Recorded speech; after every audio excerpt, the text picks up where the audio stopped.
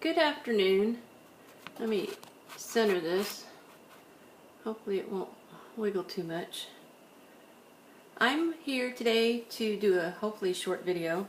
I've been thinking a lot about people that have printers but they don't have color printers, and I wanted to do a short little video on some options that I think for some of us that, well, I do have some color printer, and I'm on the HB Instant printing program, which I'd like to do another video about and share some links and tell you how that works. But this one is about maybe taking some of those digitals that you see out there and printing them in black and white and seeing what happens with them. You might be surprised that you could still use them in your junk journals, and you can do different things to them to give them a little aged look and all kinds of things. So first I want to show you, this is one of my digital papers that's for sale in my ISTE store, and it's from the Ephemera Society 1 paper pack, and this is what it looks like in color. But I tried printing it out in just black and white, and this is what it looks like in black and white. Now, I don't think that that looks even that way, that looks that bad. It's got some splotching and aging on some of the ephemera that I used, but I don't think that that looks that bad even just like that. But say that you wanted to give it a little of the coffee stained paper look and stuff like that. So I thought, well, let's try that too. Now, some inks might or might not work with this idea. Mine happens to. I'm not sure what the difference is. I just take a little bit of coffee and pretty highly concentrated in a little bit of water, and then I also add a little bit of 91% alcohol. You could do 70% too. So about less than half. So about half coffee and then another fourth of the alcohol. And the alcohol helps it dry quicker. So that's why I use it with this technique. But on this one, I took and I put the coffee painted, I painted the coffee solution on the back of the paper. And you can see what a nice aged look that gave this paper. And then one side is dried. This one here is dried naturally. It's just set out and dried. And this one I heated with my heat gun for a kind of an oven effect. And it gave it that. It changed the color just a little bit. It gave it more of a golden color. I'm not sure if that'll show up on this video with this lighting or not. And it also gave it a little bit more of a crinkly feeling. But that's even a nicer idea for black and white, and all I did was paint the back of it, and I'm going to show you how I did that real quick here. I'm going to use another paper that I have. So this is what I'm going to use. This is from another paper that I have in my ISTE shop, a digital download, and this one is from Ephemera Society 3, and I'll leave some links in the discussion box. And that's what it looks like in color, and this is what it looks like in black and white.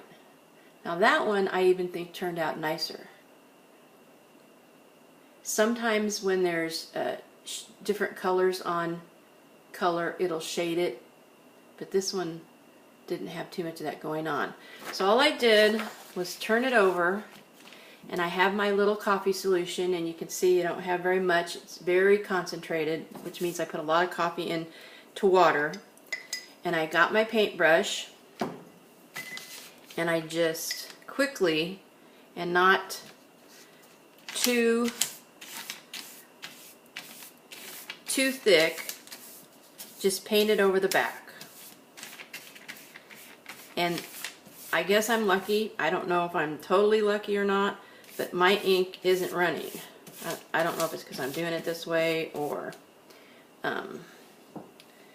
anyways, this is not running. So, and I quickly paint over the back, and then besides that, what I do is I take a paper towel and I blot it. Blot it so that there's not a lot of excess going on the other side. Like that. And I wonder, I'm going to have to try it, I wonder if Distress Inks would work doing this. And then we'll turn it over and you can see it's already going to be coming through a little bit. See, my last time it came through a lot more than that. So, might have to do it again to get it to come through better. When I did this before, it came through a lot. So I'm going to actually go over that one more time. I wonder if I ended up with some different paper here. Because it went through, it seeped through the first time. Like a lot. By the time I turned it over, the whole page was colored. So let's try it one more time.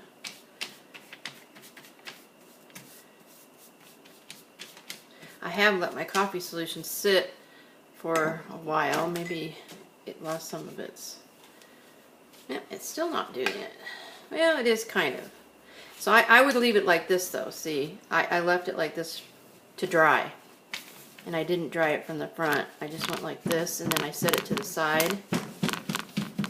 So let's do that and see for a minute here if it gets any more color on the front. Another idea that I had, if you just have black and white printers, but you're wanting to use some DigiKits, and you think you can't, or that it won't work for your junk journal, is what about using color paper? Buying a pack of paper that's got some color in it. So I tried two different colors that I have, and oh, I should have brought the colors. Let me get them real quick so you can see what they started out as.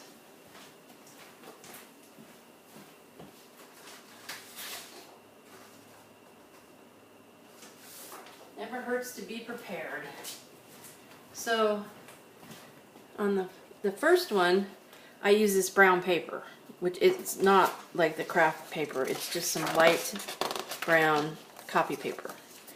And that one came out like this,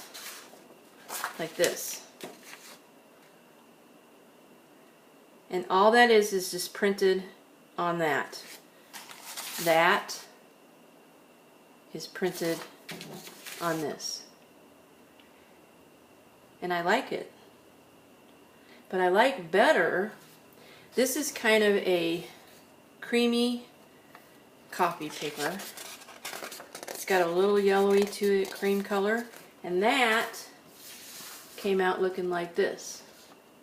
Now, hopefully you guys are picking that up, because in me looking in the camera here, it looks real white, but it isn't. It's golden.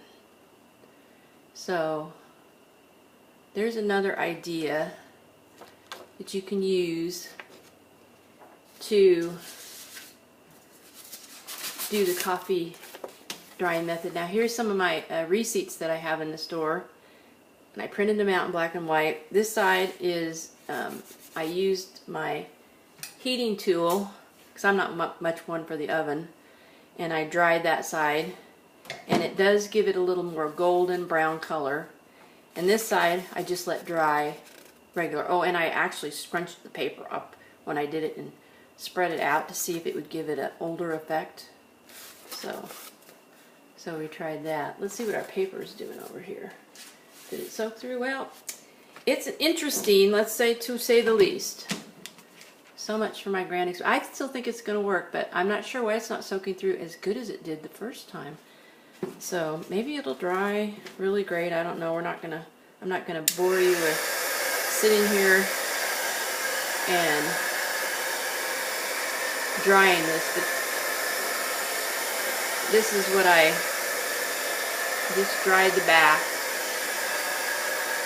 and those are just some ideas that you could use. And since my ink isn't running, and that's why I started to dry it on the back, was because I thought maybe it would help if the ink did run, if I just painted the back and then blotted it off, I could probably just paint the front and it would be fine because it's not running, and it would give it that aged coffee stained look. So and then we'd let it dry. Anyways, I thought I'd share that for some people that don't have color printers, and thought that might be some ideas. And then I've got some more videos on that I'm going to do about the HP Instant Ink program, and then also making some bags with this Ephemera Society paper that I have. So I hope that some of you guys will try it, and you can leave a comment on how it worked for you, or if you're having any problem with ink. You know, if you got any kits, just try to print them out in black and white and see. Maybe, or there's some free little things out there you could try it with and just experiment. So anyways, I hope you guys have a great day, and thank you for stopping by and watching my video.